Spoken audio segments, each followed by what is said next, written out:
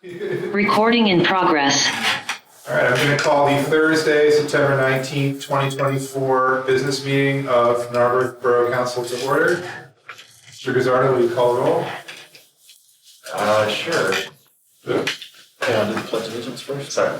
Oh yeah, the Pledge of Allegiance is first, that's right. Well, Yeah. not on the agenda.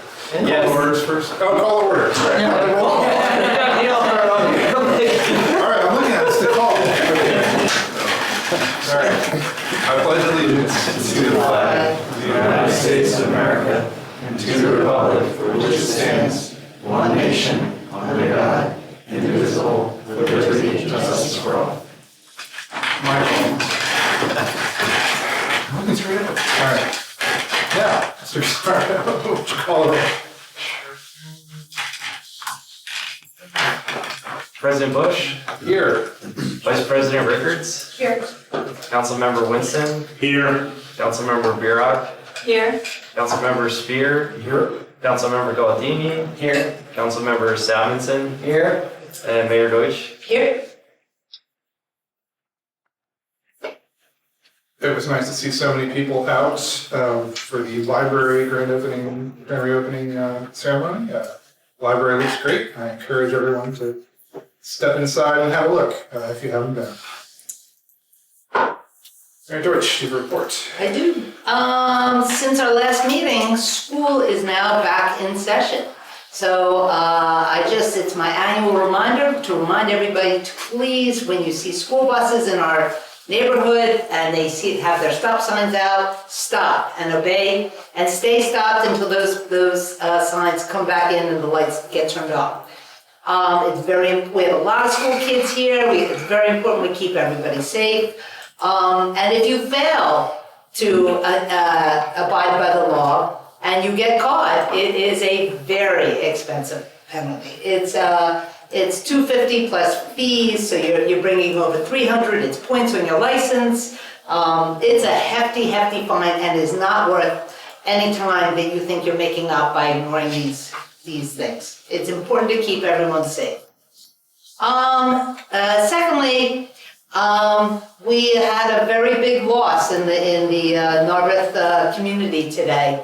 Paul Bovo, one of the beloved owners of the American Family Market, passed away. And Paul was such a fixture and an important and giving member of our community. And he loved Narberth and we loved him.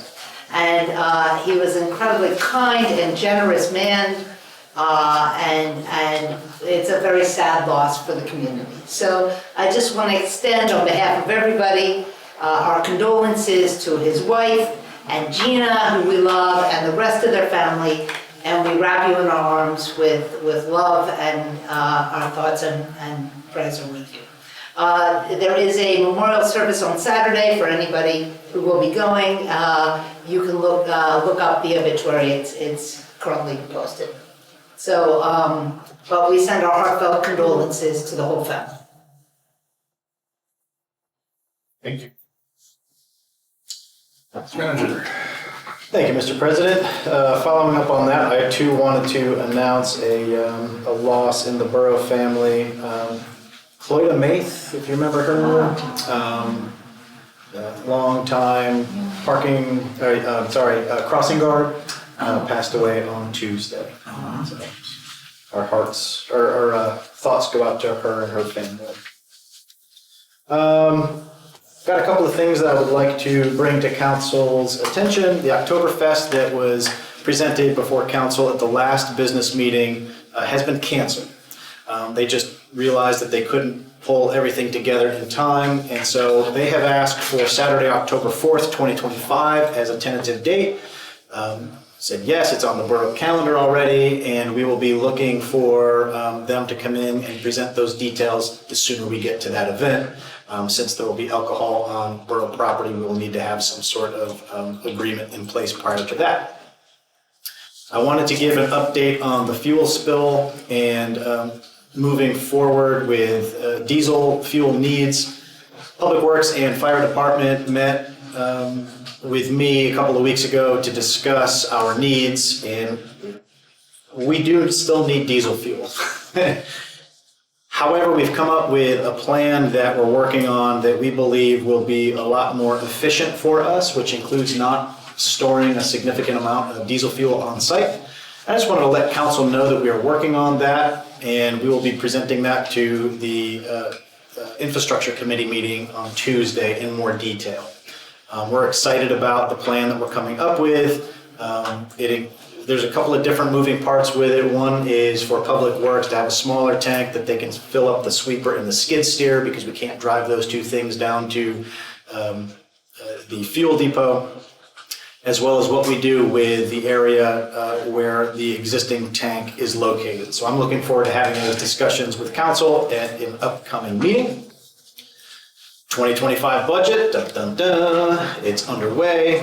It is, I finished the very draft projections for 2024. I say very draft because it's September, it's really early, and those numbers aren't the most accurate this far out. But I'm liking what I'm seeing so far for 2024, and I'm excited to share those data with council. So please be on the lookout for a draft budget to be circulated internally first. It probably won't be until the first week of October. I've asked for budget requests from our Borough supported organizations to be submitted to me by September 30th. So we're still waiting for some of those to come in if I plug those numbers in. Once we do that, I'll be organizing some small group meetings with small groups of council to talk about the budget in person before it goes live, and I present the first draft probably maybe in October, most likely the work session in November, where we will be making that public.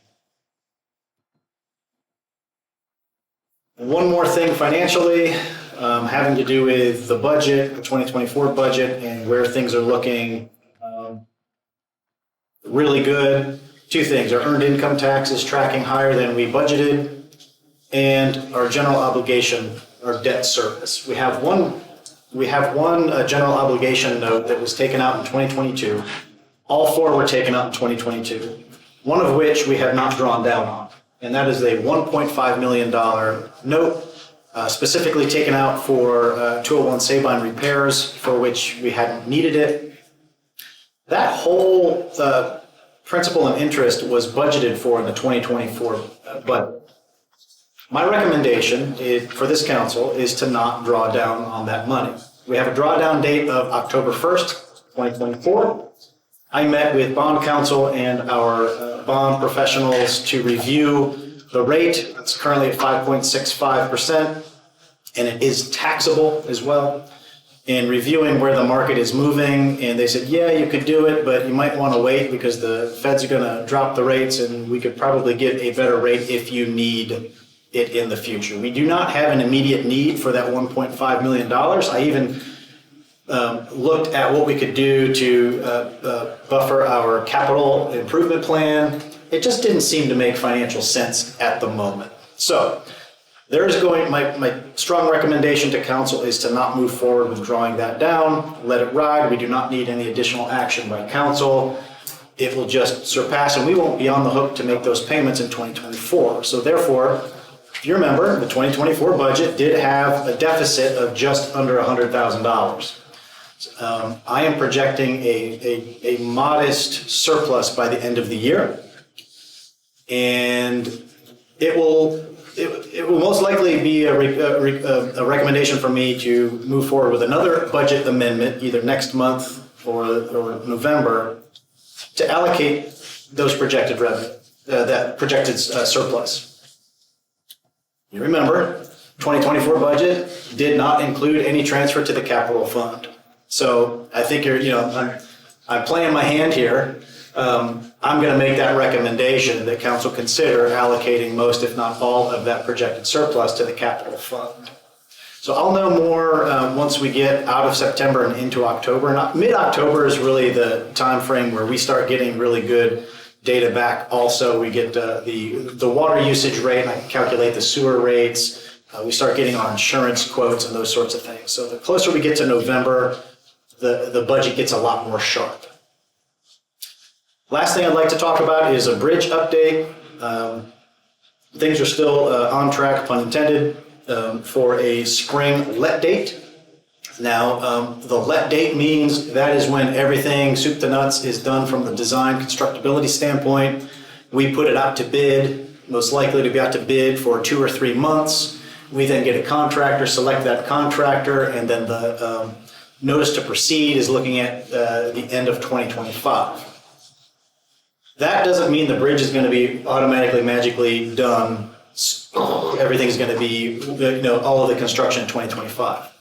This is a complex project. Most of the work leading up to the full replacement will be preparation work. Amtrak has to build 2 catenaries on either side of the bridge prior to any construction happening. The utility work has to be done prior to any work happening. So you're going to see smaller scale construction happening, hopefully near the end of 2025, if not early 2026. Remember that stingy $750,000 down payment requirement from Amtrak? If you are playing at home, look at tonight's agenda and the meeting packet to approve the sale of the parking lot. It's dangerously close to that value. So that's also going to be my recommendation, is to wink, wink, nudge, nudge. Strongly encourage council to take that $700,000, transfer it to the capital fund, park it in a high interest yield savings account, and let it ride for as long as we can. We will get that money back 100%, but we have to carry that liability for the length of the construction.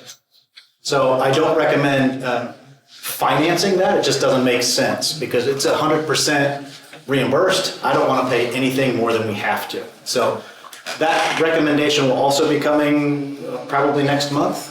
And those are the major things that I'd like to bring to council's attention. My written report was added to the meeting packet later this afternoon. I'd be happy to answer any questions anybody has. Anybody have questions?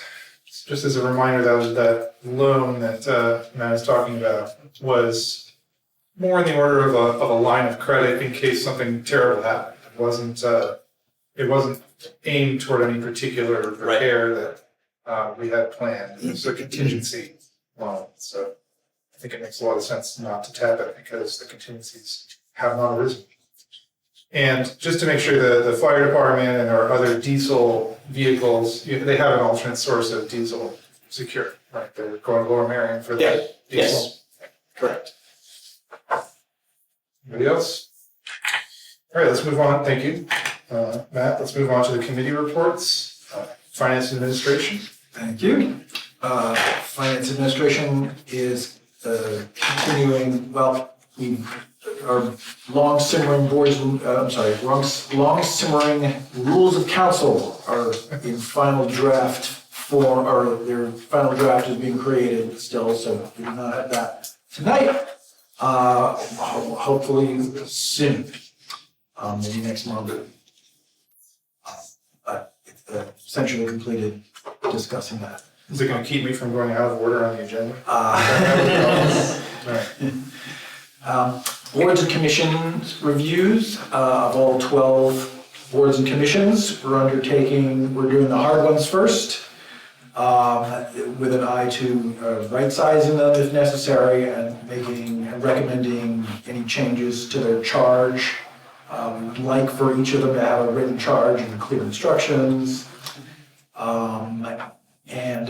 I think we've probably reached out to all 12 at this point. You've probably heard back from all 12, and so we'll get to them all. The big ones have been the police advisory and the human relations so far. And we've only just started in on communication plan study or talk, and that's been our activity. Do you anticipate those charges changing every year? You got a dozen groups? No. Okay. No. As far as I remember, I think it's been as far as I'm aware, it's been a while since anyone's looked at them. Many of them don't even have a written charge. Okay. So it's mostly a touching base exercise for the commissions to work with them to make sure we all agree and understand what they're doing. I think some of them have a charge in the code or a code. Sure. Well, it may not be as specific. Okay. Any other questions for Jim? Thank you. Let's move on to infrastructure. Right, so the borough manager just gave a bunch of updates on things we discussed 3 weeks ago, but he has more current information, so I'm not gonna tell you that 3-week old news. One item that we did move forward and will be discussed later tonight is a plan to do a little more analysis of the stormwater pump outs and sort of determine a priority order for the ones we should do next. We fully can't afford to do them all in 1 year. I'm not gonna repeat that proposal, but just say that infrastructure asked that to be taken to council, and that'll be later this evening. We'll discuss that. The main topic we discussed was a presentation from the borough engineer about the pollution reduction plan and the municipal separate stormwater system, the MS4, and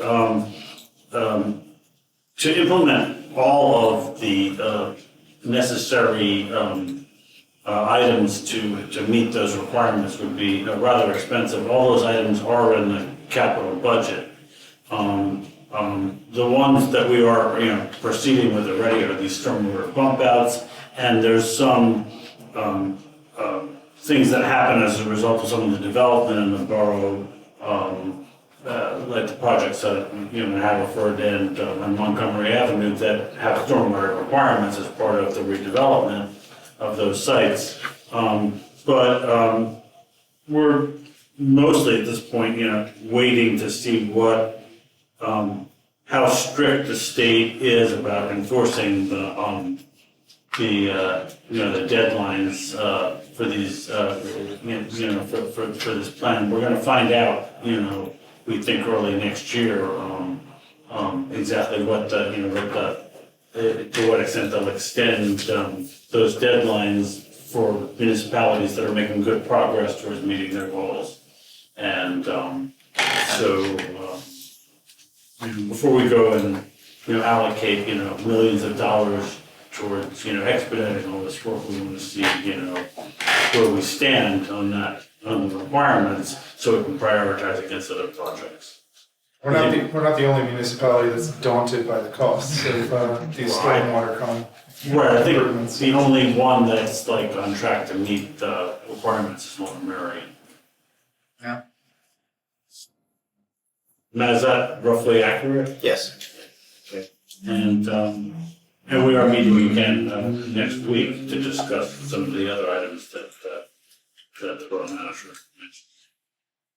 And we have been taking steps. So, we have some of the existing stormwater pump outs that we put in a couple of years ago, and rain garden behind the library, as well as receiving credit for these developments, as you said. So we have been reducing our burden in the stormwater. Just there's a long way to go to follow the PRP exactly. Okay. Thank you. All right. Any other questions? Okay. Let's move on to public health and safety. So we're discussing plans provided by Canoni for proposed additional parking along Haverford Avenue from S6 to Winwood Avenue.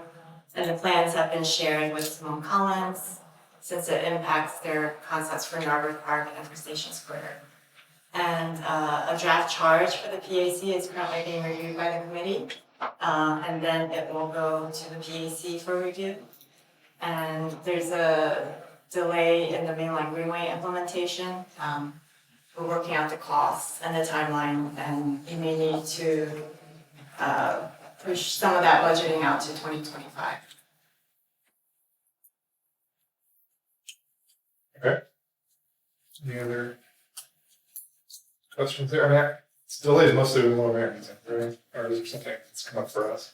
Yeah, I think there was a delay just with the summer, and then one of the delays is because of the cost came back high. Huh. So they had to go back and get another round of cost estimates, to try to bring that number down. Okay. And as I recall, our costs are pretty minimal, right? It's just the road striping. They're higher than expected for us, because it includes both signage and arrow markings. Okay.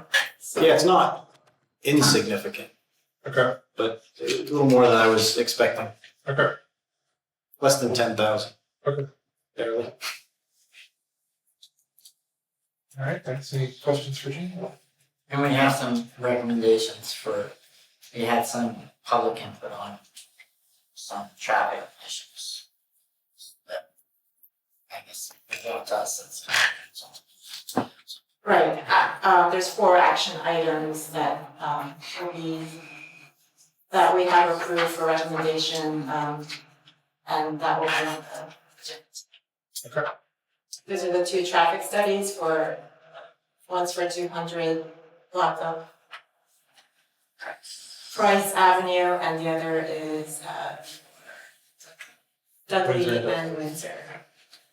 Okay. And then there's the police vehicle purchase, and the last item is Security cameras? security camera.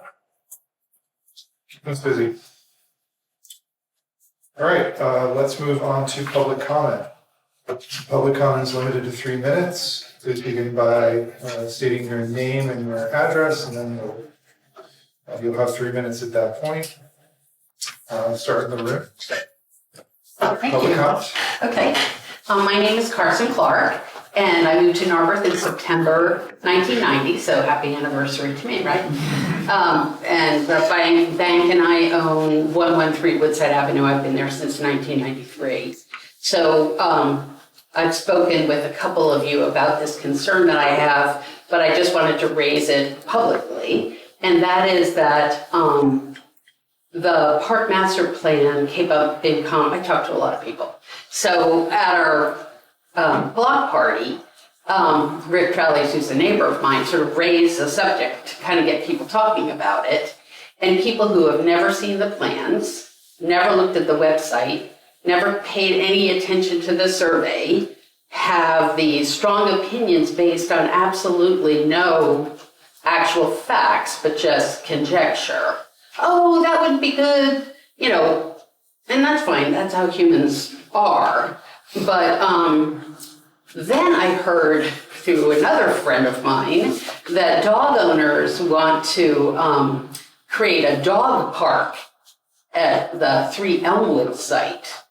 And I thought to myself, man, first of all, just so I can say thank you, how much I appreciate you serving in Borough Council, because in my years on the Shade Tree Commission, that's enough work, and I just really admire what you do. But I'm just concerned because how do you make decisions that are the best for the community when so often in our past it's been whoever shouts the loudest? So some of you know that my son Tom Clark wrote the grant application to get the money for Narberth to be able to, or to get the money to pay for a significant chunk of that property. And that was, if you read it, you can read the grant application, very specifically, the intention was for a park, like a park that has plants in it and like maybe a walkway people can walk around. And so I guess I just want to say again, I appreciate you guys. And also I wondered if we as a community, me in particular, if I could be helpful, but how do we make recommendations on the park master plan that are really based on what you all have said is what's important to do as a borough, rather than what, as we know, all of us have experienced it, however long we've lived in Narberth, whoever shouts the loudest gets their way.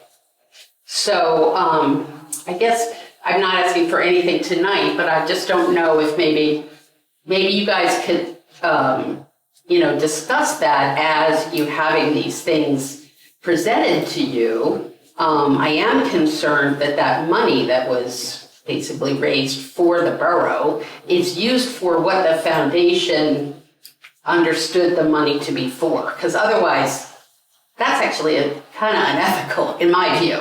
So when people are like, I want to be able to walk my dog, I think, wait, you know how we got that money? So anyway, that's the main thing I want to do is always, always, always thank you, appreciate you, and if there's any way, I don't know how I could possibly be helpful, but I don't believe in listening to shouters, and I admire that you guys have to listen to so many shouters, but I don't know. Is there anything else that would be helpful to say?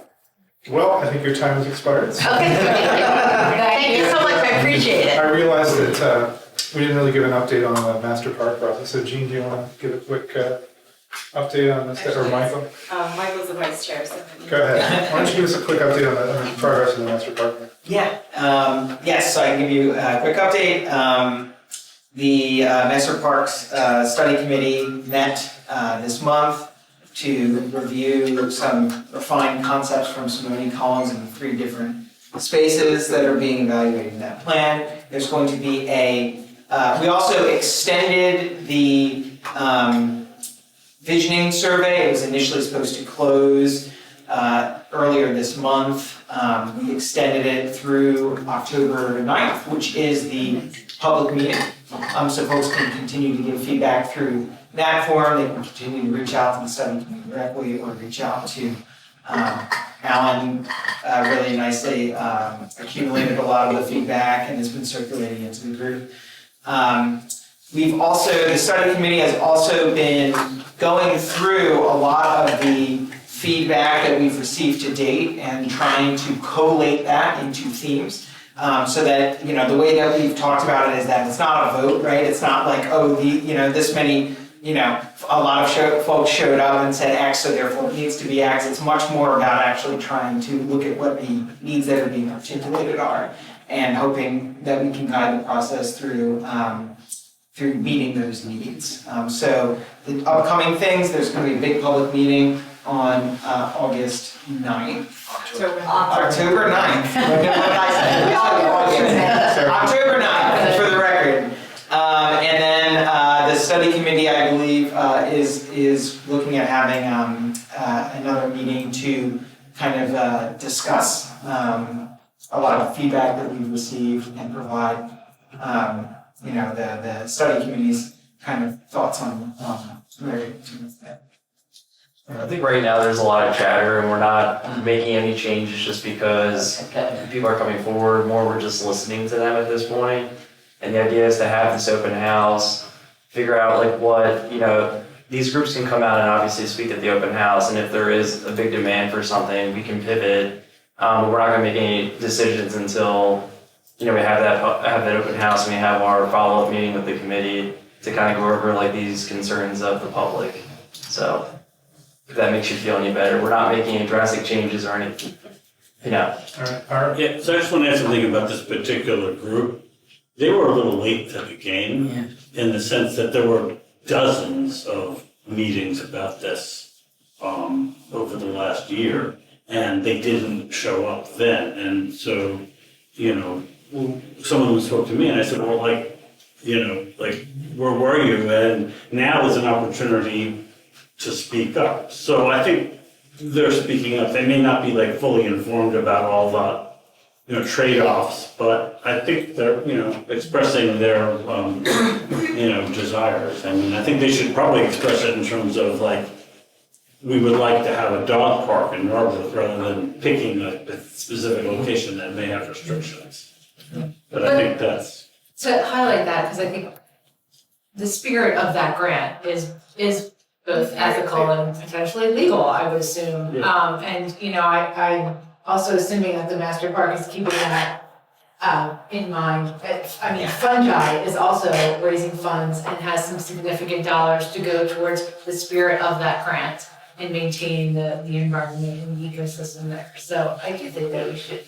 Yeah. All right, so I don't want to get too much into what we're going to do because we're waiting on the final report and then the survey's still going. So I just encourage everybody to fill out the survey if you haven't seen it already. And we are taking into account our prior declarations and what's in the comp plan, what's in the grant when we're doing this. Yeah, that's I want to make a process point rather than, because I agree, we shouldn't be talking substance about what the park might look like, but, somebody posted in that chatter, they said, oh, Borough Council already, feels very strongly about a skate park versus a dog park or something like that, and, I just made a comment and said, and I want to be very clear, Borough Council hasn't made any choices or expressed any preferences at all. I think what they were talking about, and I asked what they meant, and I think what they were talking about was that at one of these meetings, people were talking about that, but that is not council. That is the Master Parks group that will be reporting to council. So I just want to be very clear for anybody who's listening that certainly I, as a council member, have expressed no preferences because until I see that Master Parks plan, I'm not even going to be thinking about what goes where, except based on, what I know about those spaces, just being a member of the public. Yeah, so if anyone wants to provide feedback, they can still provide feedback. You heard me too. Provide feedback, and the study committee has been taking the approach of considering all of the various different constraints, considering really trying to, when we were looking at the public feedback, trying to pull out the needs and values, right? The example that was given is if someone might say that they want a water slide. Do they really want a water slide or do they want something to keep them cool, right? So trying to actually figure that out and engage with the public feedback in a way that's meaningful, also understanding the various different constraints we have in mind. So I think that's the kind of key message in terms of the way that works. And that happens formally, not chatter on Facebook. Yeah. You have to be Or- actually part of the democratic process. You can't just, They or petition, whatever they call those online They'll petitions. show up on October 9th. yeah. Come to the meeting, fill out the survey. In the spirit of gathering as much information from the public as we can, that's the first I'm hearing that it was extended. So can we put it in the newsletter that it's been extended? And It just was. It was. Okay. And online and. Okay, so just if we want to have the opportunity to let everybody be heard in the community and then the work in that. All right. That's it for public comment in person. Yeah, let's move online. I see, so please raise your hand or otherwise unmute yourself. And right now I see Carol Marie Scanlon. So go ahead, Carol Marie. Hello. She's got Yeah, I think, can you mute mute one of your devices, Carol Marie? Let's see if that works. Okay, try it again. Okay. Well, Can she hang up one device? I don't know. Can we try muting one of them and see, can you mute Alan and see if that works? They're both. Now she can't hear it at all. Yeah, they're both. One of them needs to be unmuted. Yeah, we just removed one. There. Okay, try again, Carol Marie. All right, thank you very much. I got kicked off and had to jump back in again. That's why I had two going. So my question is, I'll give my opinion of a dog park. Being a dog owner, I think we don't have room in Narberth for a dog park because the buffer between neighbors, there just isn't enough buffer between neighbors. But actually, my regular public comment, I want to tell you the microphones are much better this week. But wait a minute, there's a but. At the desk of council, I can only hear about every third word. Matt, yours is great. Andrea, yours is perfect. But at the desk, from what Mike Algini was just saying and what Ira said earlier in the meeting, I couldn't tell what you were talking about because it's like every third word. So better, but not quite there. And a question I have, though, is what is the collar district that's being talked about with the affordable and the attainable housing? I've heard train station, I've heard Montgomery Avenue. What is a collar district and what is Montgomery Avenue's play in this? Carol Marie, I'm not really sure what you're referring to, and it's not on tonight's agenda, so I can't really answer that. There's nothing in we don't have a collar district in our borough code. So it's talking about the development of the attainable housing, and I've heard it several times. I've heard it in planning commission. I've heard it at just around town. What is that collar district? I would recommend you ask the planning commission. Okay, they didn't have an answer for me. My next question is, with Sabine and Sabine Park, what's going on with the redevelopment of Sabine and Sabine Park? Is there any RFP out, whatever you have going on? We have a discussion tonight in executive session, but there's no action that the borough is taking. There's no vote scheduled. So. And what's the discussion on the RFP? It's about 201 Sabine. Council has new members who haven't really had a chance to talk to the rest of council about this. So. There's no action that is contemplated being taken tonight. And is an RFP being written, drafted, or worked on? Or an RFQ? I can just tell you we're not taking any action tonight. And we're not, it's about as specific as I can. All right, thank you. All right, thank you, Carol Marie. Jessica, I can't see your full last name, I'm afraid.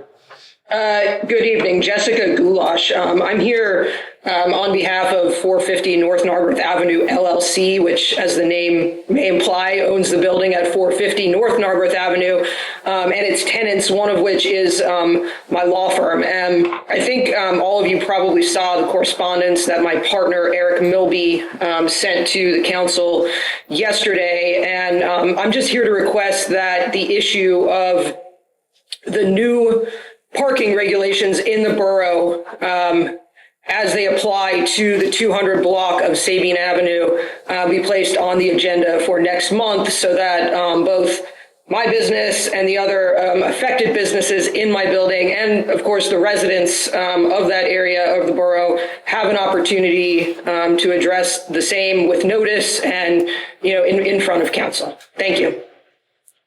All right, so I'll just say that as I point out in that letter, you requested that council take a look at changing the 2-hour parking regulations that are currently on the south block of Sabine.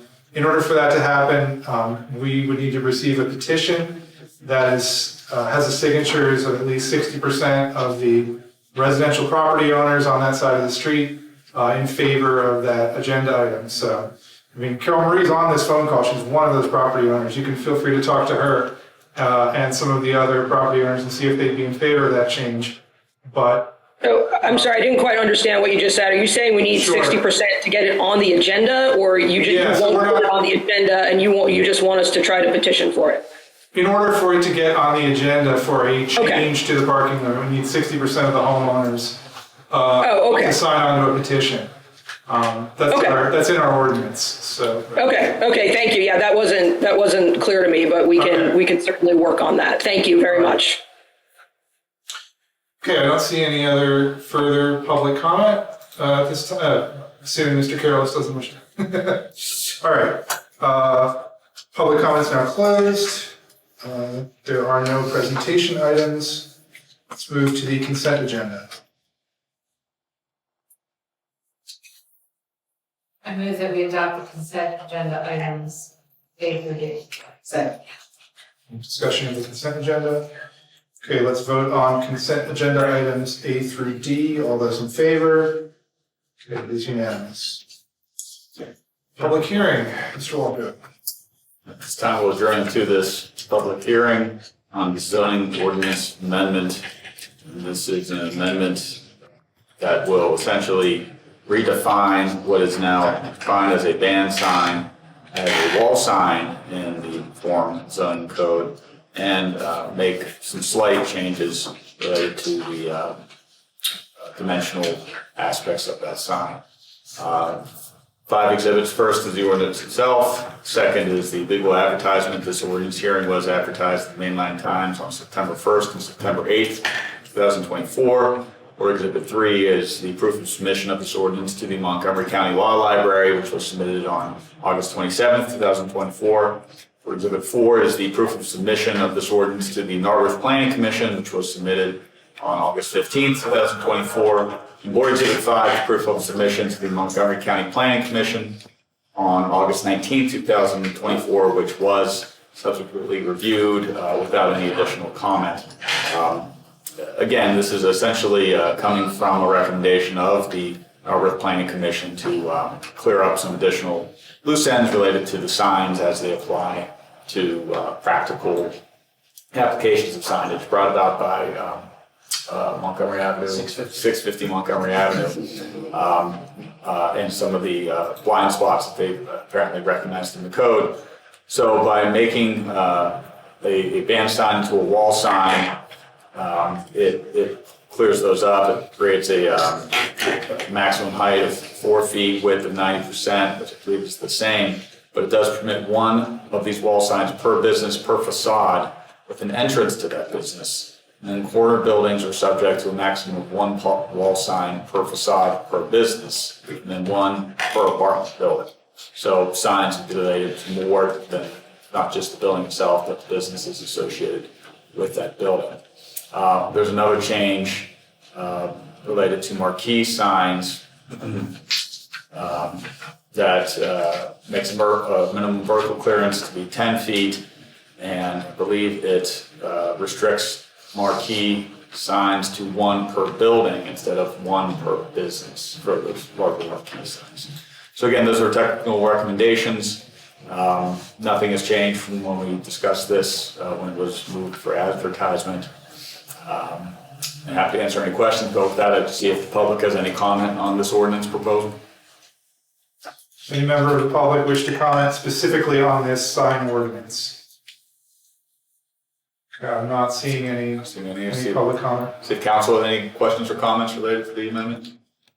I'm assuming that these changes aren't retroactive, right? Well, so any pre-existing signage, I don't know if there'd be any circumstances under which pre-existing signage would now become unlawful. They wouldn't become unlawful, but if for some reason you weren't able to get a sign before, you could potentially now get a sign and meet the dimensions that are permitted, but it will not make any current sign unlawful. It would remain a non-conforming sign. If that sign was to be removed, it could be put back up, but it certainly wouldn't change anything that's already existing. That's interesting, I think we're thinking about the same property. Sam Quinn brought this to us years ago. Montgomery and Sabine, really. Yeah. Okay, but those are protected. I'm not familiar, but if it's there already, and it would be able to change, you know what the sign says if it's in the text of it, but if the sign came down, right, it could arguably be abandoned after that. And I think that some of the reasons for this change was necessary is that, years ago, you would build like multiple buildings that were attached, right? And then they'd be, in the eyes of the code, they'd be a different building, so you have a right to a sign. With modern construction, you're building one building, even if the facade presents as multiple things. So being able to offer those businesses individual signage accounts for that. No other questions, comments?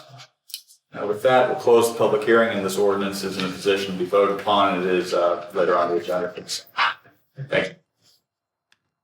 Not that much later. Next page. Let's move on to page, which is the sign amendment. I move that Borough Council adopt ordinance 1063, amending the sign regulations provided in zoning code chapter 500 in Narberth Borough. Second. Seconded by Cindy. Okay. Any further discussion? Okay, we are voting to adopt ordinance 1063, the sign amendment. All those in favor? It is unanimous. All right. 12B, budget amendment. I'll move to approve the budget amendment number 2, debt service expense account labels, and reallocate funds between this department expense accounts. Covered this. Okay. Do we have a second? Second. Seconded by Mr. Spear. All right. Mr. West. Thank you, Mr. President. So this budget amendment number 2 has 2 parts to it. The first one is renaming, it's more administrative action here, renaming the 4 debt service accounts within our budget to more accurately reflect what they actually are. The other minor change is, as a result of our 2023 audit, the auditor is asking that the debt interest be separated out from each of those expense line items, just so we can see principal. So those 4 line items that you're seeing now proposed are principal only, and then the debt interest is the accumulated debt of all four of those accounts. So it's, the same amount, $179,447. It's just now reallocated across those expense accounts. The second part is generated from the police department, and at this time, I'll turn it over to Chief String so he can explain the background. The police department is seeking to enhance our evidence storage. Currently, we're using a room within the station. It's reached its capacity. Just for note, we've been getting an increase in firearms due to the sheriff's no longer housing firearms for PFA seizures. Right now, we have about 40 guns that are long guns that are just kind of leaning against a file cabinet we don't have space for. So just to be able to appropriately store these things, we're looking to shift our evidence storage to a locked facility that's kind of adjacent to Public Works. But just to make it a little bit more secure, we're seeking to install a security fence in there and purchase some appropriate storage materials, so cabinets and stuff, a locking container that we can put the firearms in, stuff of that nature. So this is a transfer of funds from one budget line item to another line item just to cover that. As Mr. West said, it's no additional cost outside the budget. If I may, doing better with the evidence room was in the matrix report. Huh? Me too. Yeah. I already said it. So, this has been a long time coming. And if you've never seen the room, it's a cinder block room. It's kind of just a blocked off cinder block room. Which you almost wouldn't know was there unless you, so. We recommended approval for this from Finance and Administration. So, and for those who don't know what the Matrix report was, it was a report done a couple of years ago, a review of our things, and that our evidence secure, whatever, was a major fault. I'll call it a fault because that's really what it was. It was a major deficiency that they pointed out that needed correction. So I'm actually surprised it hadn't been corrected before now. So. Well, I think it was corrected, it just has grown now. So Yeah, well, right. we are in compliance. So this would fit the standards, typical standards for safe storage of firearms? Yes, so it would meet all the accreditation standards, which would be best practices, and we would ensure that the space would be able to grow with this should there be an increase. Let's hope not. I'm sorry, Chief.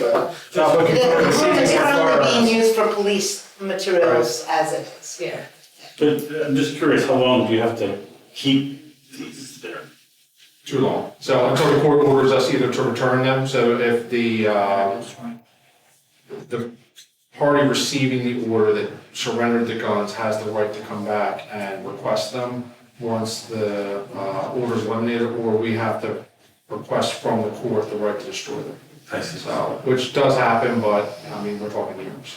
And again, this is a policy shift from the sheriff's office, where you're not seeing an influx in guns. Right. This is a shift that this burden has now been put on you. The sheriff's office used to maintain all these guns, and they ended that policy.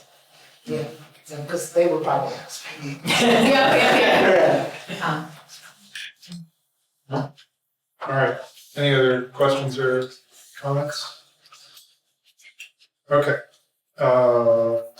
we are voting to approve budget amendment number 2 to change debt service expense account labels and reallocate funds between police department expense accounts. All those in favor? Any opposed? It's unanimous. Thank you, Chief and Mr. West. All right, 2024-17 parking lot number 1. I move that Borough Council approve resolution 2024-16 authorizing the sale of municipal parking lots. 16. Good one.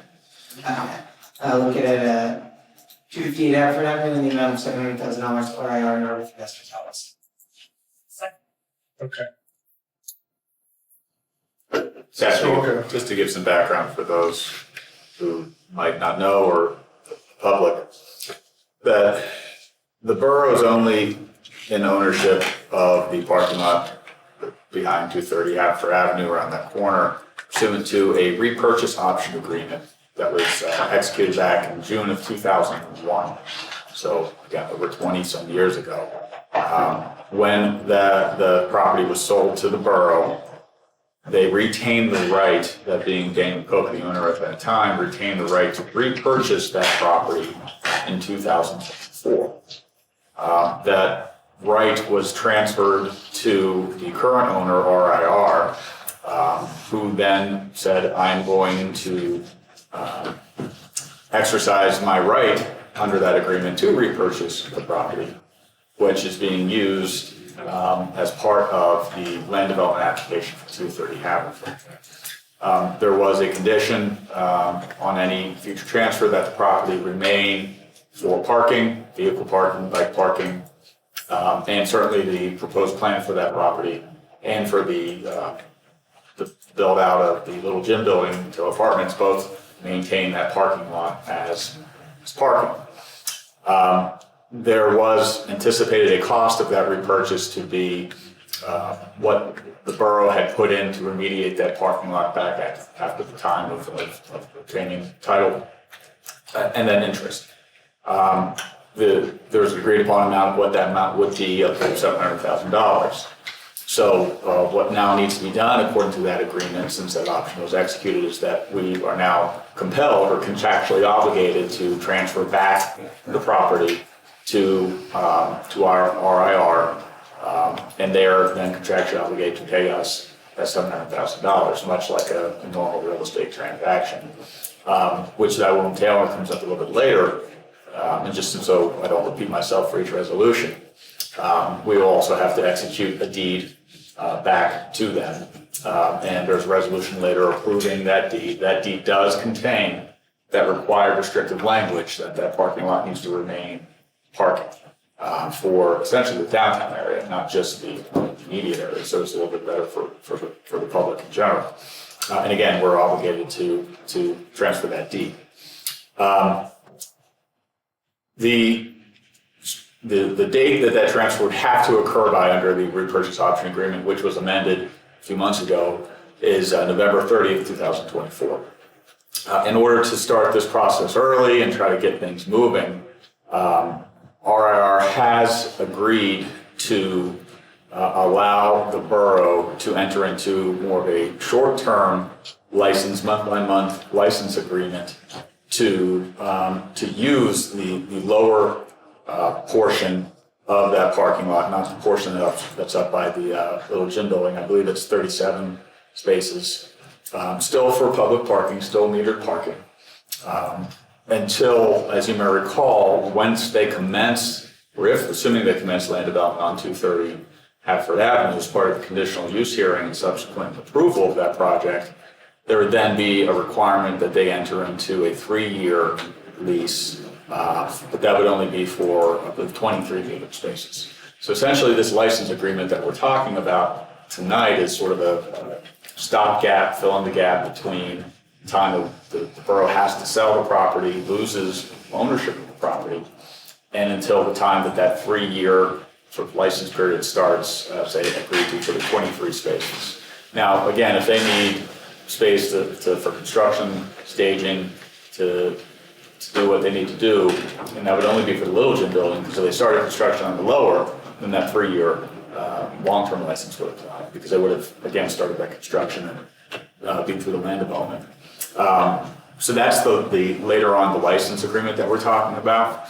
The only thing I would point out with that is there is a fee that simply is what the pro rata share of what the borough would use for the insurance and for the taxes for the property. So again, it's technically a private property, so it wouldn't be taxable. I believe it's not a significant tax because it is just the parking lot. It's still just that separate parcel. In insurance, we can't insure it. We're not going to own it anymore. So they're going to insure it. They're going to name us as an additional insured for just the parking lot, and then we'll pay a pro rata share of the insurance for that. I don't believe as of today that we have that exact amount. So I would ask that when we get to that point, that Borough Council consider approving that agreement subject to the borough manager, who I'm sure will consult with the borough president, if it's a questionable amount. Again, I don't anticipate it being too much because it's just first payment would be 1/12 of the total cost of what that might be. But certainly if it causes pause, I'm sure, trust the borough manager would go in on that. So I'd ask that approval be conditioned upon that later on. So that's the 3 resolutions that we're moving forward with before you tonight. The one that authorizes the transfer of the sale of the lot. 2 is the one that authorizes, I believe, President Bush to sign the deed. And 3, that license agreement that allows the borough to continue to maintain that public parking for that time period until the land development for 230 Haverford was to pick up. Any questions on?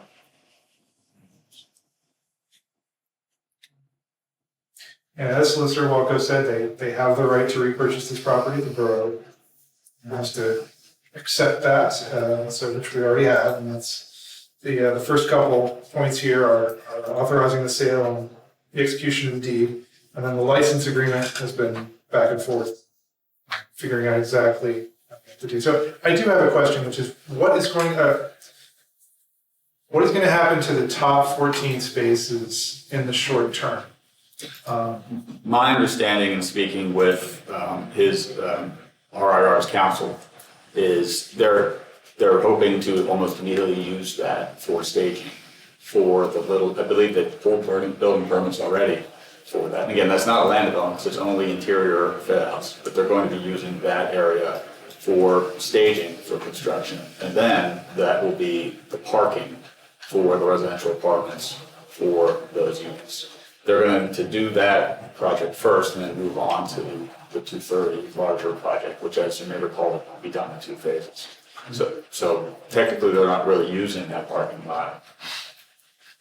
So it's convenient for both parties. Sure, but I mean, just for the public, we should notify people that those spaces are no longer available, or they're available if they're not being used by construction. This isn't going to be our property anymore. So if I would think that RIR is going to be probably putting up private property or no public parking signs. Well, we should make clear to the community, especially if they're greeted as they enter the parking lot with private property, but the lower ones are still available. We have to make it clear that. Sure, I imagine before you go up the hill, there would be some signage to address. Okay. Well, we should work with them to ensure the community is aware. I'm sure they'll be willing to do that. Currently, there are meters up there, right? Correct. So those meters are going to go away. Correct. Those are going to go away. Okay. They'll be returned to the borough. Okay. And I will say, once, I'm assuming that's gonna be closed at some point for construction materials, I do wonder if we should reevaluate, because people go up to that bridge, obviously can't cross the bridge, and use that as a turnaround. That's going to create a new traffic dynamic that we should probably look at. If they give us the heads up on when that's gonna close.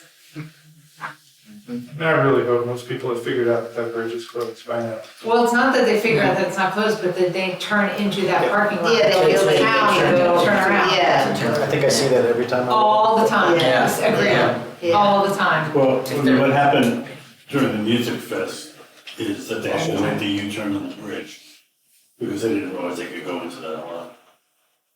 Okay, that is cumbersome when you see people. I didn't say it was Well, great. it's Yeah. time for the borough to work out with, Yeah. with the. They went on the bridge?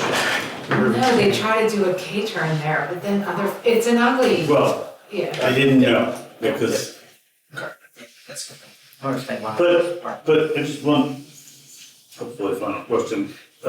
So like 8 years from now, like there's not necessarily public parking, or there is. There would not necessarily be public parking, assuming that this license agreement stays in place. Mm-hmm.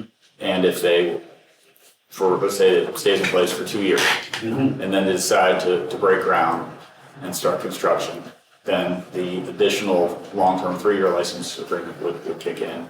After 3 years of that, they have a right to say no more public parking for for the borough. Now, to be clear, I believe, and it's working off the top of my head here, there is a requirement that they maintain public parking within that lower lot.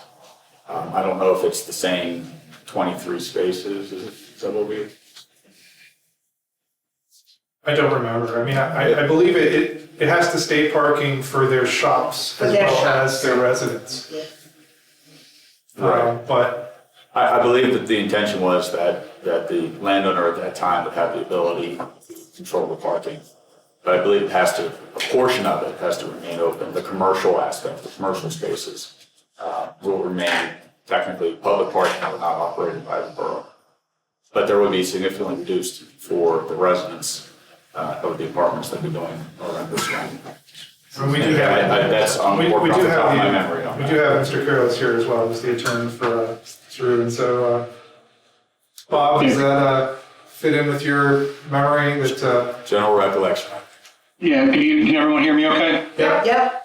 Okay, I'm sorry I couldn't be there in person tonight, but your memory is correct. What would essentially happen is once the project is constructed, and then all the conditions of approval, including the conditions that were tied to the conditional use approval, would kick in, namely being that we would have to maintain 23 spaces would be maintained for public parking, essentially for the retail parking.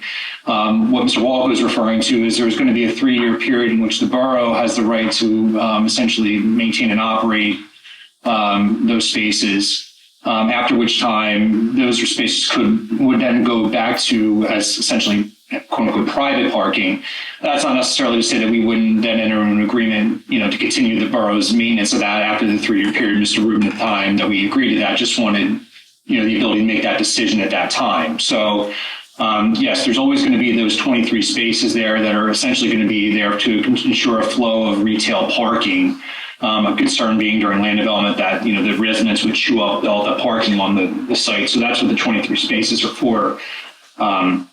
And then, as to the question about the upper lot, Mr. Walker is correct. And essentially what we didn't want to do was enter into a license agreement where the entirety of the lot is covered by the license. And then, we were in a sudden situation where Mr. Rubin needs the upper lot for construction, staging for the Little Gym building, and then we're back and doing an amendment. We just thought it'd be more practical just to get to the point that where we expect to be in the near future. Namely being that Mr. Rubin's working on getting the Little Gym building online. And in the meantime, you guys, the borough being, you guys could continue to operate the lower lot.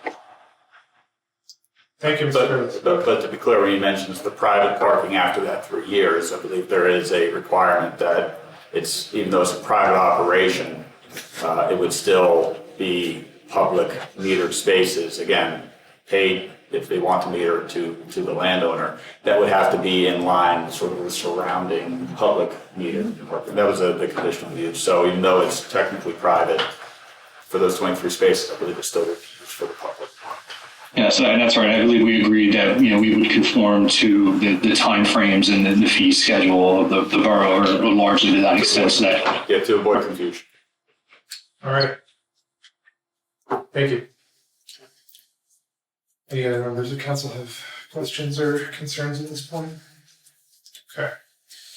Let's move through some of these motions. So this is 2024-16, authorizing the sale of the parking lot located at 258 Haverford. Let's vote. All those in favor? Okay, it is unanimous. Now 2024-17. Any motion? I move that Borough Council approve Resolution 2024-17, authorizing the execution of a special warranty deed from Norwood Borough to RIR Norwood Investors LLC for 258 Haverford Avenue, pursuant to the conditions and requirements of the June 29, 2001 purchase option. I believe that's amended. Second. Seconded by Aaron. All right. This is just kind of following up on the last one. I don't think there's anything substantive. All right, you have something? No, that's good. Let's vote on 2024-17, authorizing the execution of the deed. All those in favor? Okay, it is unanimous. Okay, 18. Move that Borough Council approve resolution 2024-18 approving the license agreement with Borough Investors LLC for the garage use of 37 parking space for the public parking lot to the gate after that. All right, I think we need a little bit louder, but we are, okay, we need a second? Second. Second. And I'd ask again that that motion be amended to be contingent upon an acceptable parking license fee as approved by the borough. Okay, are there any objections to that amendment? All right, we will vote on that as amended. So just FYI, I looked it up, the property is assessed at like $15,000, the total taxes are like $750 a year, so this is not gonna break the bank. We've got enough for part of that. And it is 1/12, so for some reason it was. Oh, it's only 1/12 of that? Well, for the initial payment. Yeah, okay. And obviously it's always, if always terminable by any party if it was something. Okay. So, I mean, unless the county somehow reassesses this, it's 10 times its value. I don't think this is gonna be a huge bill for the borough. I mean, I don't know how much the insurance is, it's Royce, but I can't imagine it's gonna be particularly high. Okay. I don't think it's cost prohibitive. Okay. Do we have to authorize Mr. West to pay up to X amount for the insurance? It says the amendment says, where are we? Go back. We are authorizing the borough manager to execute the parking lot license agreement and take such actions and expend such funds as are necessary. Okay. And again, I would trust that both President Bush and Andrew West, if they thought it was a question for council, they certainly would bring it back. Yeah, and we've amended this to make it contingent on the subject to the judgment of the borough manager, council president. So. No, but to be clear, that would not hold up the potential transfer of the deeds. Right. So they're getting the property. This is just the license agreement. And we need to work this out, but I will not interfere with the sale of the property. Okay. Any other questions? So we tried to get all the details worked out, but it just didn't quite mesh in time. So, but I think everyone who's looked at this is pretty confident that the sums are not going to be huge, and this should be doable. All right, any other questions, Cindy? All right. So let's vote on 2024-18, authorizing the execution of the license agreement as amended. All those in favor? Okay, it is unanimous. All right. October work session meeting. Police? Oh, sorry, cross out there. The work session. I am going in order. Sorry. You haven't passed. Sorry. Sorry. I take a motion then. I move the Borough Council cancel the October work session meeting. Okay. So it's Rosh Hashanah. This seems to happen frequently with our September meetings. We have to pay a little closer attention next year when we are looking at the calendar. Mr. West, we don't have any urgent business, or rather, we don't have enough pressing business that we can't do it at the October business Not as of meeting. right now. The only thing would be the budget, but even that, I don't really get good data that I can use until mid-October anyway. Correct. And I'm in agreement that I don't think we have a huge amount of business. I mean, it might be a longer meeting than usual. They've been going at a pretty good clip last few months. Anybody have any objections to changing or to canceling the meeting? All right, let's vote to cancel the October work session meeting. All those in favor? Okay. Yes, thank you, Andrea, for your moral support. Yeah. Okay. And we'll try to, once again, take note next year of the high holy days. Okay, now the police vehicle. By the way, I already checked to make sure Oktoberfest was not going to fall on a high holy day. All right. Jewish holidays. It does not, it falls right in between, so. It's not happening. Next year. I already checked for next year. All right. Jim. We're on G. We're moving along. I move that Borough Council approve the purchase of a new EV Chevy Blazer police vehicle to replace the 2010 Crown Victoria with an estimated cost of $60,000 to $70,000. Seconded. Okay. Chief? As stated, we're looking to replace our 2010 Ford Crown Victoria. It's our oldest marked unit. It's become increasingly unreliable. We're having issues with the electronics inside. They get fitted to make it a police vehicle, control the lights, the sirens, the computer. The module that's in there is apparently bad. They don't make it anymore. We'd have to refit the vehicle with all new electrical equipment, which probably would be more than the cost of the vehicle itself, or the value, I should say. So based on its unreliability and its age, it's definitely served us well, but we're looking to replace it with a new EV Chevy Blazer. Hopefully, obviously more efficient since it's an electric vehicle, but then we're investing this new equipment into the vehicle, which will last a little longer. Yeah, I saw you described in your memo that you have to be jump starting it constantly, and you have to leave it running all the time or it'll die. So the batteries were replaced like 2 or 3 times. We can't figure out, and it's probably whatever the issue is with the controller, the module, is causing a battery drain. There's supposed to be a system in there that when it senses a drain, it cuts off, but that's obviously not working. So that's. We kind of all agree at Public Health and Safety, although funny to see Sergeant Finaccio out the window, it's probably not the going for him. Just as an example, when Sergeant Bernaccio went to stop a car that had violated a school bus stop and the lights and sirens weren't working, so he's hitting the horn, and they're like, what are you doing? And nobody knows what's doing. We need a new vehicle. So this is, we've gotten everything we can out of that. And if I could add a couple things also, the quotes were added to the meeting packet this afternoon. I just wanted to be clear that these funds will be paid out of the capital fund. And this purchase is included in the capital improvement plan that council authorized and adopted last month. And what the quotes that were included in the meeting packet don't include is the $7,500 credit that we get. Even though we don't pay taxes on it, we are still eligible for that and we will still receive that. So it brings the total cost down to about $67,000, and we budgeted $90,000 in capital improvement. Does this include the detailing? Yes. Okay. Yes, this is purchase and upfit. Okay. Okay, Ira? So this thing where like the modules get like aren't manufactured anymore, I guess that's kind of unique to this situation where you're like retrofitting to make it a police vehicle.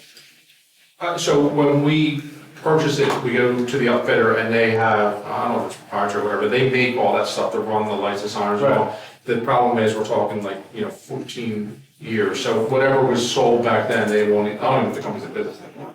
Right. But I guess we'd like to keep this one for a while, so I've heard this problem a lot where they don't make the module anymore, but like, is there something that we can do to prevent that? I don't think we could prevent it. It'd just be a matter of when that time comes. If, we run in this position again where the electronics are failing, we'd have to decide, are we going to be committed to keeping it for 5 or 6 years and it's worth putting another $15,000 worth of electronics into it, or replacing it? Okay, well, let me ask the question a completely different way. What's the expected lifetime of this new vehicle? I hesitate just because it's an electric vehicle, and I know that we initially were having some talks about battery replacement and how long that lasts. I don't know if there's good data on that for police cars yet. Do you remember, Jeff? The warranty for your batteries on the F-150 Lightning are 8-year or 100,000 mile. And just to put cost into perspective, to replace those batteries in there is $35,000.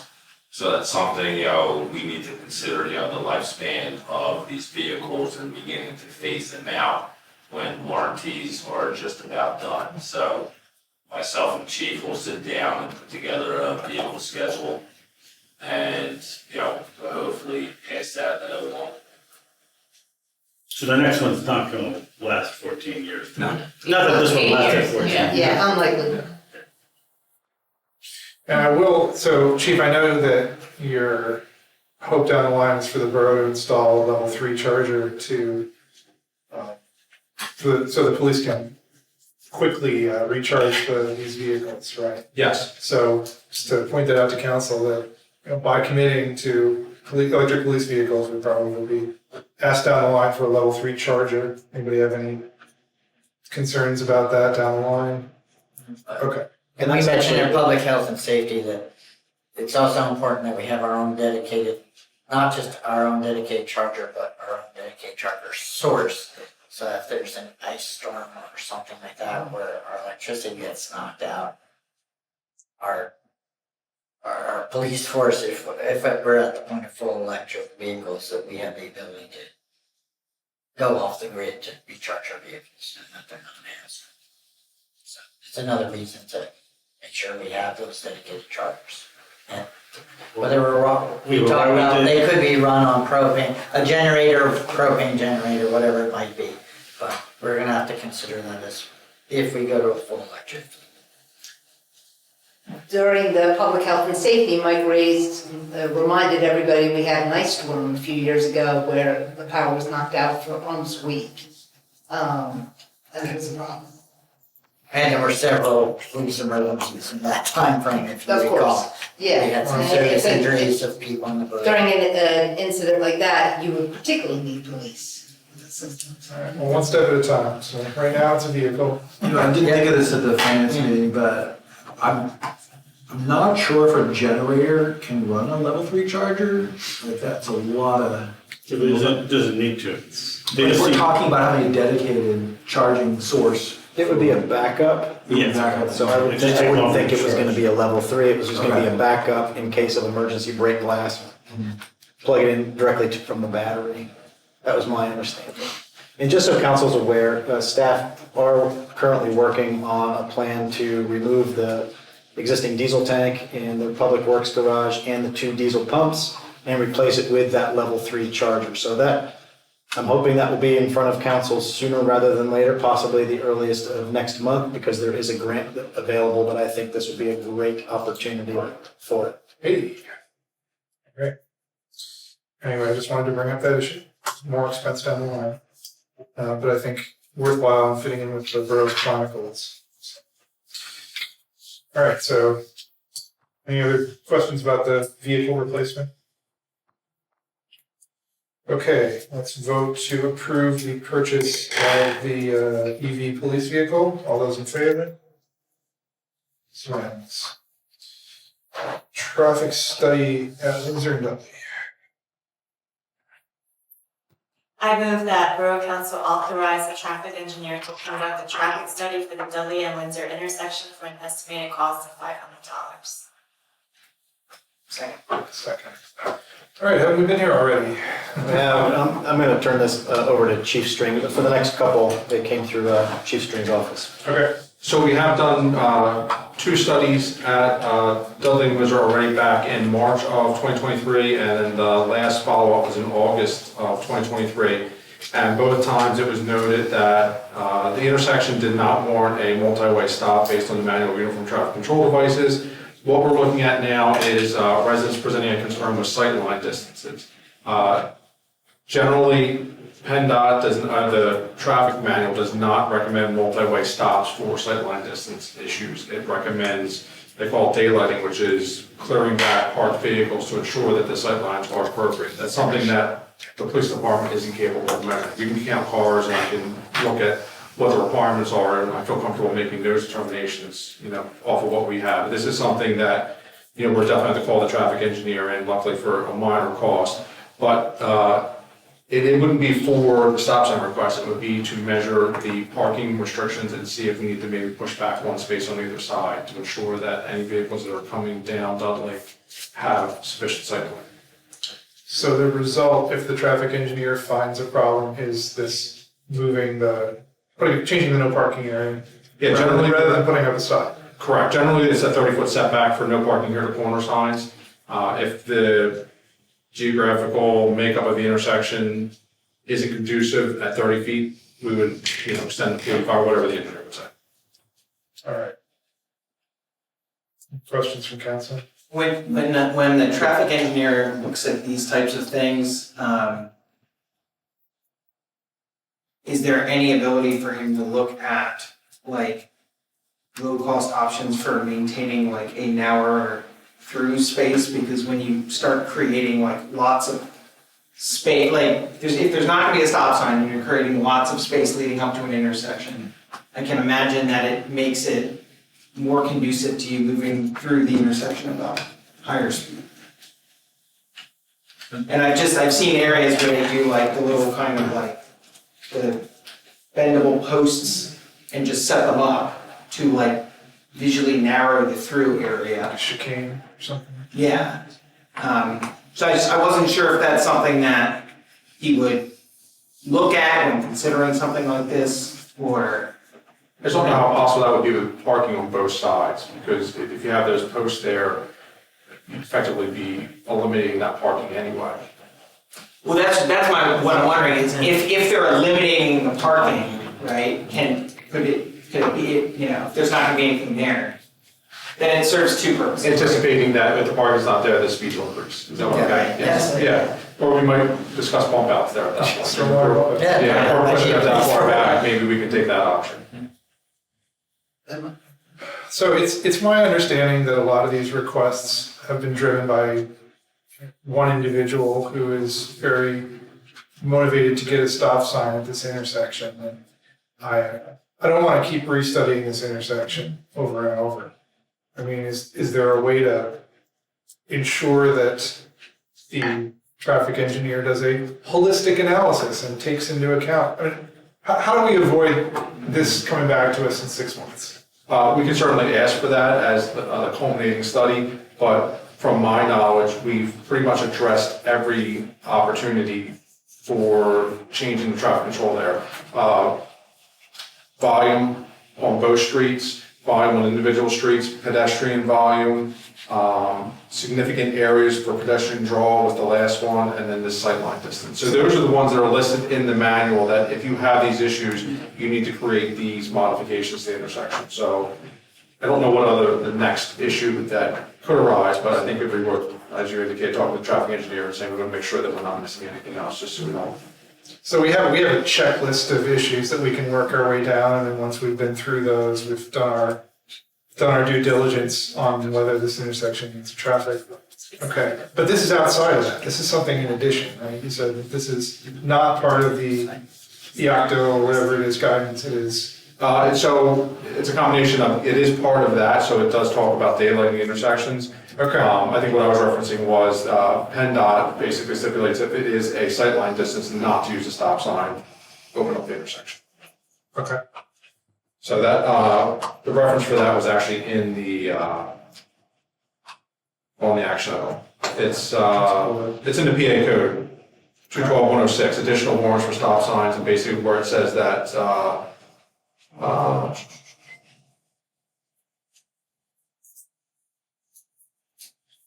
multi-way stop applications may not be used because of limited available corner distance unless there's no practical method of improving. So, and the indications there would be like, we do have a practical method. We can change that. if there was some, like a hill or a building.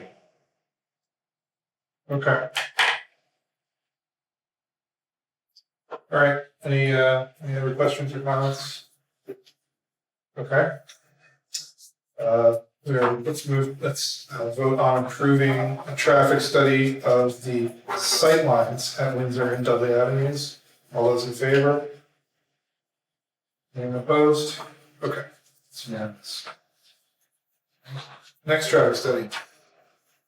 I move that Borough Council authorize the traffic engineer to conduct a traffic study for the 200 block of Price Avenue for an estimated cost of $1,200. Sorry. Seconded by Mr. Godin. Go ahead, Chief. So this one came about through residents coming down to the public health and safety meeting, as well as several MyGov requests we've had. We've done some traffic studies on the 200 block of Price as far as speed, and it's clearly not an issue. And these concerns actually indicate what the problem is that the roadway is narrow enough that vehicles can't pass parallel to each other. So we have to have space for someone to pull over to allow another car to go by. You know, I think we probably all experienced that at some point or another, just on the nature of the roadway. It's based on the complaints that's becoming increasingly more of a problem due to the volume of traffic. Again, it's not a speed issue, it's just as we're putting more cars down this roadway, the number of times where this conflict happens tends to increase. So the traffic study is looking to see is it effective? Is the roadway sufficient for two-way traffic? Or do we need to consider possibly making the 200 block of Price a one-way roadway? Or another option would be to limit parking to allow those like kind of cut off so people can pass. I don't know how effective they are because you still can run into issues if people choose not to use them, but hopefully the traffic engineer can provide from their experience some or available options there. The other thing is the residents on the north side are indicating sightline issues with regards to the driveways there. I don't know if we'll have to rely on the traffic engineer if making it a one-way roadway would satisfy maybe some of the sightline issues because traffic would be geared more towards the middle of the roadway versus hugging close to those parked cars, which I think is part of the problem. Or again, do we need to start looking at, is the parking the issue there? So, but they're presenting as a safety hazard for vehicles entering next to the driveways. I think much of the borough is technically insufficient room for two-way traffic. But this is arising from resident concerns. From my personal experience, I will say that block is tighter than most for some reason. I don't know. The engineer said it was slightly narrower It's a little narrow, than, it's an than entrance most of to the, when we talked about this public health and safety, he said it was a couple of feet narrower, he looked on the maps. Okay. And it actually is. We all think all of our roads are now, but that one actually is a little bit narrower than most of the roads in the borough. I'll tell you where I notice it is driving the Ford Explorer. I can pass by other cars driving the F-150. I don't feel comfortable doing it. So it's like that weird, that extra foot or two is enough to cause a problem. You said it was 3 feet, right? 3 feet narrower, I thought. Yeah, I thought he said 30 feet is normal, and now it's 28. Yeah, I thought it was 2 or 3 feet narrower. Yeah. And when the engineer looks at it, if he's gonna be evaluating different alternatives, could he have some sort of analysis in there about this alternative would do this to speed, this alternative would do this, so you can differentiate between those? Yes. So I think if we go full one-way roadway, we're not going to see a speed increase. I don't know how. I just go back and look. We're in the low teens now, so I don't know how drastic it would get, but. Yeah, but see, the problem with the one-way is then it starts impacting neighboring blocks. Because people now have to like travel on another block to go the other way. Yeah, he talked about that. But I just don't know how extensive the traffic. He talked about that, he's on top of that. Okay, he knows. He threw that out there for us right away, it's like, beware of unintended consequences, you change flow, you don't just change flow on that street, you change flow on adjacent streets, cross streets, etc. So he knows that. But then I'm not sure how excited the residents of this block would be about like taking away a parking lane. Right, they may not be, when they see what the alternatives are, they may not be. Based on our prior experience with people and parking. Yeah. I think whatever alternatives we consider for that block, the neighbors have to be aware of what is being considered. Yes. Because Sabine is one way as well, coming off of Montgomery. So these are both one way. Okay. Well, this isn't normal. Not yet. This is the normal struggle, we've been doing this since I moved in, we say Iona should be one way, then Hampton gets mad and we say, okay, we don't want to upset Hampton, this is what we do, Right. it's the shell game. But this is just a report, so. I know, but how many of these reports are we gonna get? And do we have to do the report for the next one? That's. Yeah, I guess what I'm worried about is we have a lot of these streets that are too narrow, technically too narrow, so. For what it is worth, we've been trying to mitigate this through a lot of speed complaints, some of the other stop sign issues, where we're able to do those basic studies with the equipment that Public Works goes out, puts the signs up, we can get the count. These are things that are beyond our ability, and with the residents presenting a safety concern, I didn't feel comfortable just. All right, and you're telling us that you personally have experienced issues with the pickups, so. Okay. Any other questions for council? All right, let's vote on approving traffic study for the 200 block of Price Avenue. All those in favor? It's unanimous. Thank you, Chief. Verizon agreement.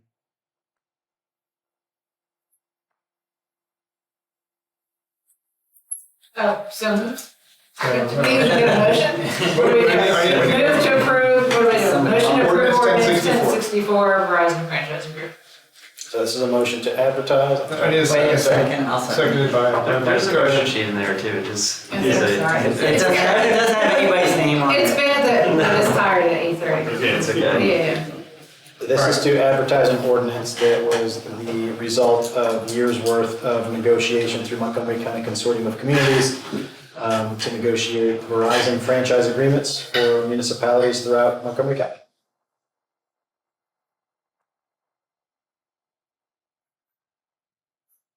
Just to advertise, it'll be a public hearing, if approved, a public hearing at the next meeting with motion to adopt the ordinance.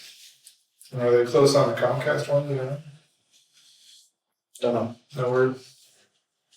It's a 5-year franchise, 5% fee, stays the same as what's currently existing. So again, this should not impact, this isn't something that impacts the property owners or businesses here. This is something that's been in existence for years and years, decades.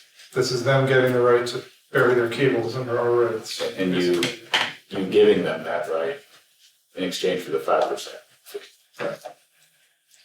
It's the same terms everybody else in the county is getting, basically. It's different. Right.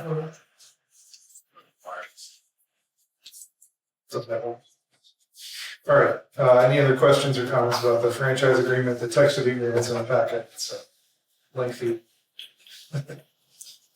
Well, but, I mean, I guess the essence of some of this is that, like, they don't want to make too long-term commitment because of the unsure nature of the correct technology. They don't want to be locked in if no one is using cable anymore and everyone's using wireless or streaming services. That's not covered under the franchise agreement. So they do want to have the right to actually within this, the ability if they're losing too much money to say, we're not going to have franchise, we're not going to have Verizon cable anymore. Is that going to happen in 5 years? Hope not, but in the future, I mean, if people keep cutting the cable, they don't want to be stuck having the service. Something like Okay, well, you know, I'll admit to not having read every word of this, but does this also include the internet services that these companies provide or not? No, it does not. For the fee, for example, and actually there's a provision that was added, I think, to the benefit of the municipalities that says that if you bundle, home internet, phone, you can't take all of that savings from the bundle and apply it to just cable to save money on it, 5%. No. But that's state law, like we can only take a cut of the cable, we can't take a cut of anything else. So I believe that is. But yet you have to let them use your poles for the internet. See what I'm saying? Well, usually that's a different company that does that. Right. Crown Castle, as an example, who the Pennsylvania Supreme Court did determine was a utility company for purposes of fees and having rights to the rights of way and hanging up their small wireless communication towers. So yes, that is deemed to be a utility, therefore governed by the Pennsylvania Utility Commission, and therefore they preempt the local road permitting, tree cutting, for example. They can come in and cut your trees if they need to. So someone else gets the money for the internet. For the internet. Yes. There's nobody's taxing the internet. I don't think there's any tax, Where no municipalities make money off of. Yeah. It's It's just the cable that we can tax. Yeah, I just didn't know that. The legal ability to tax. I see, and so that, I see. Yeah. All right, seeing no other comments, let's vote on advertising ordinance 1064, the Verizon franchise agreement. All those in favor? This is just advertising. It's just to advertise. Yep, again in a month. Okay. I mean, if you're concerned about it, we can, we can contact the. I may have a conflict on the actual vote, that's why. Okay. I just want to make clear. And I pointed this out to Matt, that we get a cable access channel, but he points out that we don't have a TV studio, so nonetheless. So I'm hearing that you need me to add that to the capital improvement plan? Maybe we can use the police evidence room if it's got cinder blocks. It should be soundproof. Yeah, but I mean, I think the issue, for the longer term budget is that our fees, the fees we get are gonna go down. Yeah, we should probably say they're gonna go down 5% every year or something. Okay, Well, we so should now we budget for could- them going down 10% a year or something. But yes, you're right. You're right. All right, so stormwater bump outs. Yeah. We did vote. It is unanimous. Okay, I move that Borough Council authorize the Borough Engineer to complete a borough-wide stormwater bump out analysis for an estimated cost of $2,500. Second. Okay. We had some earlier discussion of this. That's going to be a minimum investment for a maximum return. As we had, if you remember, the capital improvement plan had 19 stormwater bump outs proposed. This proposal, they will identify 30 potential locations, look at intersections, to give us kind of a menu of what are the best locations for a stormwater bump out. Instead of just saying, yes, this one here and this one here, we'll have 30 from which we can hopefully identify 19. And it has been a council priority to make sure we're identifying the best areas for our public improvements. There have been complaints about the way that we have put in the last set of stormwater bump outs, for instance. So it will be good to have a more formal process to do this in the future. It's going to cost some money, but I think the end result will be worthwhile. Yeah, but I mean, part of the problem last time is that we just put them in and we didn't have a lot of advance notice that they were going. I think that's an important distinction. It wasn't the bump outs, it's that no one told them, hey, we're putting a bump out, which again, legally you don't have to. It was a communication issue, not a bump out issue. I think what I hear most from residents is they're really beautiful. I mean, I think we also want to make sure we're putting them in the best, I think having an objective opinion that these are the best spots for the. That's great. I think that helps. Is gonna help. But also the courteous of, hey, we're gonna put a bump out in front of your house is something that's. More than one step to improving the process, but this is one. Yes, I agree. Yeah, I'm confident that's gonna happen this time. Yes. Yeah. Okay, any other comments? The bump outs, I assume some of the factors they'll look at are controlling stormwater, but also using them as traffic control, the traffic slowing measures, and they serve multiple purposes. Yeah, put them near pedestrian crossings and near areas that have been identified by residents as speed zones. And so at the time they're getting put in, because one of the issues before is people were not aware of them, and at night a few people ran into them and popped some tires. So we'll make sure that they're, well seen and well known before putting them in. And just to be clear, this is not for stormwater volume, this is for stormwater quality. Okay, right. Yeah, this is part of our pollution control. Pollution So the reduction. idea is it's going to filter out gunk that would otherwise go into the groundwater. And we are required to put these in by the state. We're required to As per improve our our groundwater. pollution reduction plan. Right. This is one of the things we can do. Yeah. This is the one that we've decided is the most appealing at this time to do. Okay. But there are other things we need to do as well, according to our agreement with the state. Not quite as attractive. All right. I'm going to wait a second and point out that when I've been by those stormwater bump outs, they have an upgrade of the, I think the rain garden. Hats off and to our public works crew. Yeah, for the planning. stormwater bump outs have all looked really good Right. this summer and then over the year, and I think they started out looking a little rough, but I think people, once they've filled out and been established, I think they've been a significant improvement to the streetscape. So. Hats off to our public works. Yeah. But they're gonna need the staff to do this when they're 20 instead of 23.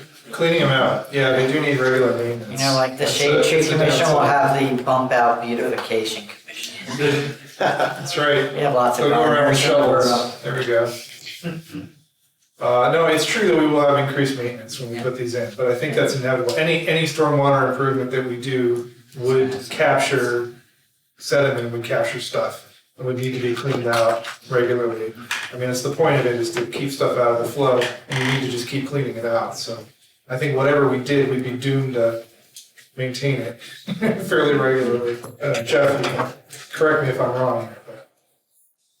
Yeah, they currently take, for one guy to run through them all, it's about a shift.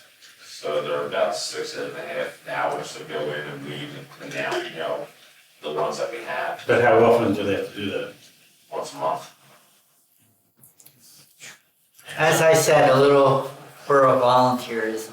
I think might help. The maintenance handbook for stormwater pump outs is 97 pages long.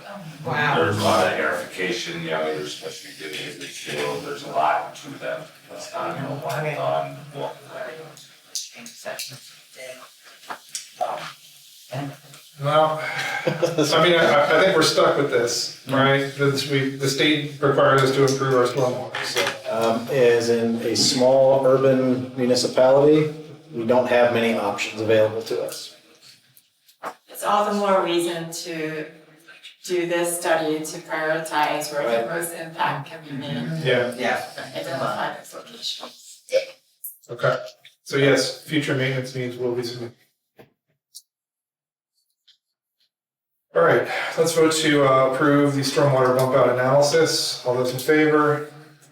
Okay, it is unanimous. Security camera policy.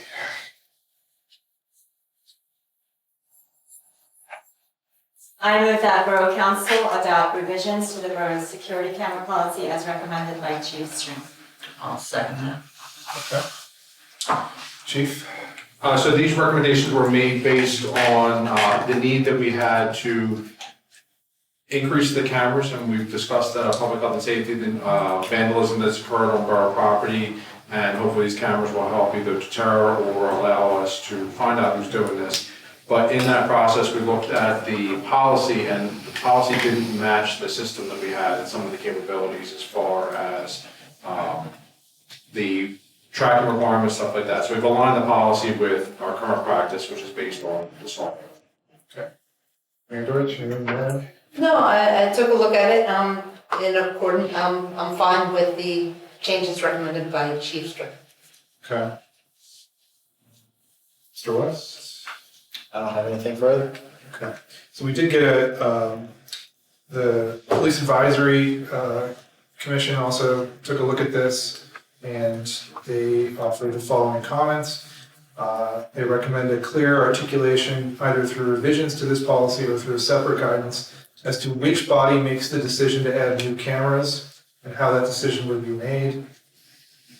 Just pause there. I think in the past it's been council that's made the ultimate determination. And I would expect that to be the case moving forward. Yeah, I don't know that we need to formalize that in the policy, but it's going to be council that's going to make these ultimate decisions. There'll be recommendations coming from either the chief or the borough office, and then we'll come to council.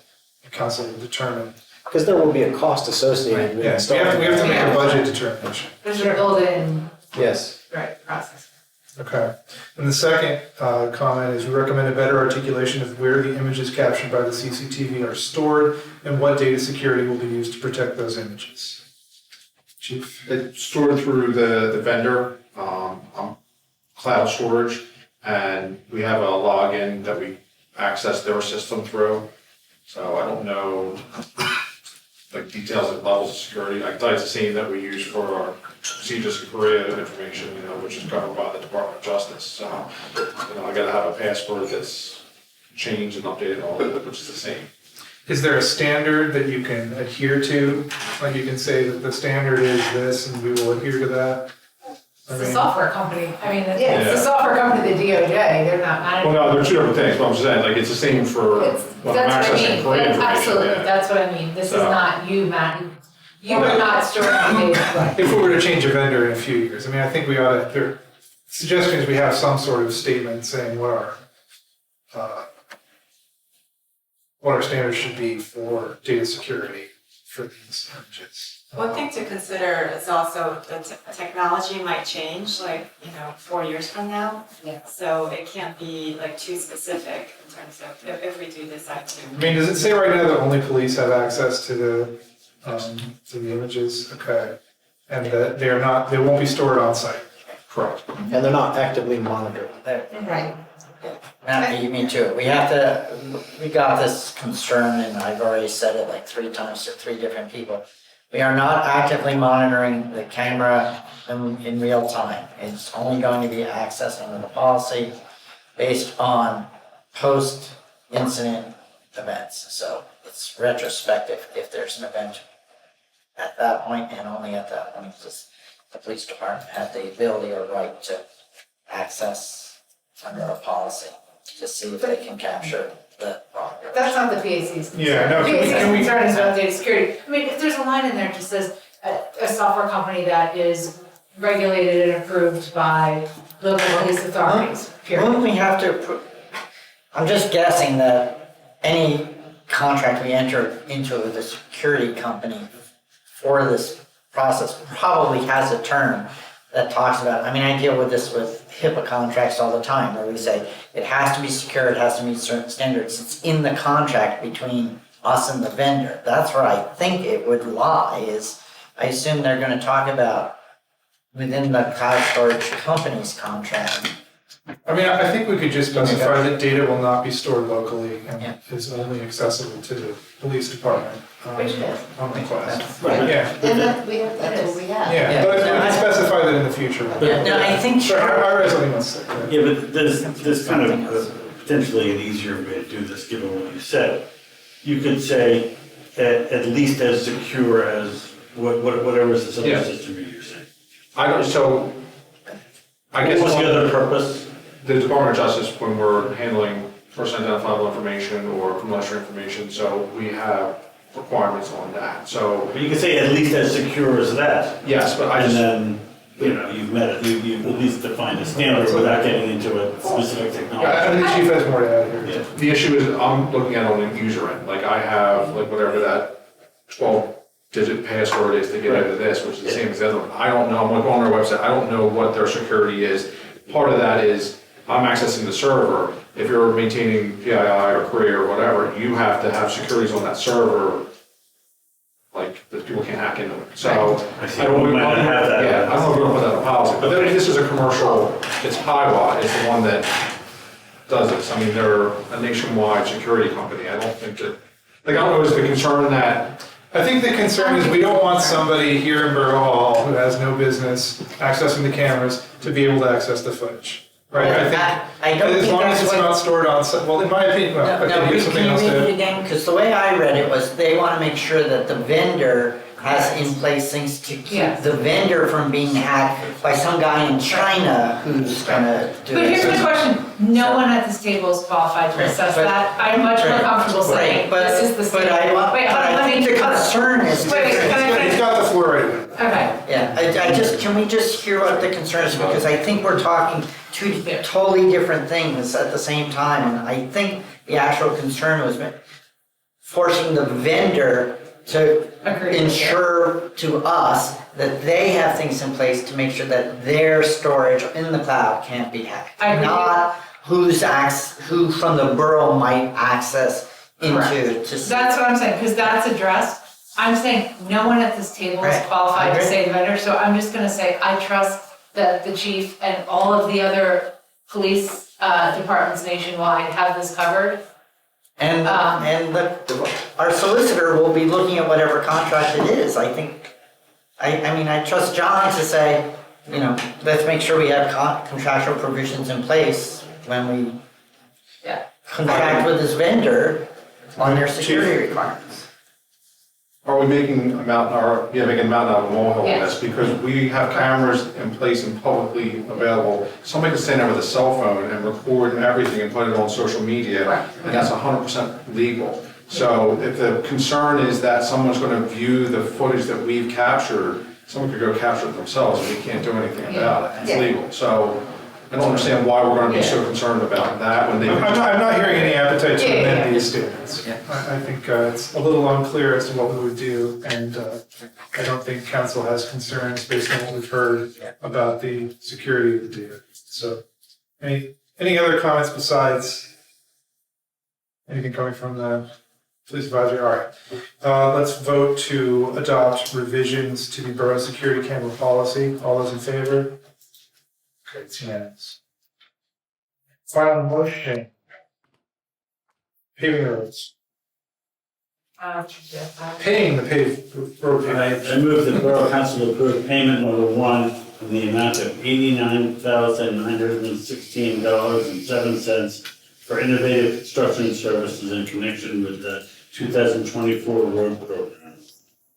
Second. So this motion is a housekeeping motion that we need approval since we're using liquid fuels funds to fund our paving. The details have been included in tonight's meeting packet. And as I just said, I just wanted to be clear that this check will be paid for out of the highway aid fund. I've seen some positive comments about the road paving. Do we anticipate more expenses coming up? This is payment number 1. Yes, the approved original contract sum was $113,000 and some change. So there's an outstanding, about $23,000 outstanding. We could have saved some money, but you expect more. Okay. Any other questions or comments about the road paving? And we anticipate doing this again next year, right? That's the plan. That's suggestions, borough managers. And that is another thing that will be discussed and presented at the infrastructure meeting next week. Is putting numbers to the paving plan that I had developed when I was here previously, actually visualizing it and putting some numbers to it and what that means using liquid fuels funds to continue paving on an annual basis. All right, so let us vote on approving the 2024 road program certificate for payment number 1. All those in favor? Okay, it is unanimous. Those are all of our consideration items. Information items are in the packet. Anybody wish to say any further at this time? Any new business? Just related to the road, I mentioned to Matt, after the paving was done, Pico came along and spray painted because they have not finished their little project on Shirley Road. And so on our brand new paving, they have spray painted all sorts of things. And I just brought it to Matt's attention. I don't know if there's anything we can do about it. Well, but are they gonna dig it up? Jeff's got something to say. Their excavation is done. We contacted them 2 weeks prior to our paving date to kind of tell them it's now or never. And they were there, they finished up the day before they came to pave, but it is done, so the marks that are there, the job is still open, but their holes are done underneath of the roadway, so they will not be tearing into our new asphalt. It's a shame we have this beautiful new asphalt with spray paint all over it. It'll wear off. It should be just marked. It takes a little bit. But if we would get some rain, it would be gone. Well, it will wear off, okay. So they Can I get a motion for some rain? They always do that. Like, I see that all the time. That's right. I just couldn't believe it. Mayoral decree. I mean, it was gone, and then they came back and they were done with the excavation. I don't know why they sprayed again. All right, any old business? Comments for the good of council? Please register to vote if you're not currently registered. Important election coming up in November. Pennsylvania is going to be one of the closest states in the presidential race, so make sure your vote can be heard. We will have an executive session after this meeting to discuss an update on current litigation and 201 Sabine Avenue strategy. We will not be returning for any votes. I will take a motion to adjourn. So moved. Second. Sure. All right. All those in favor of adjourning? Okay, we'll have 2 minutes and then we will come back into the executive session. Yeah.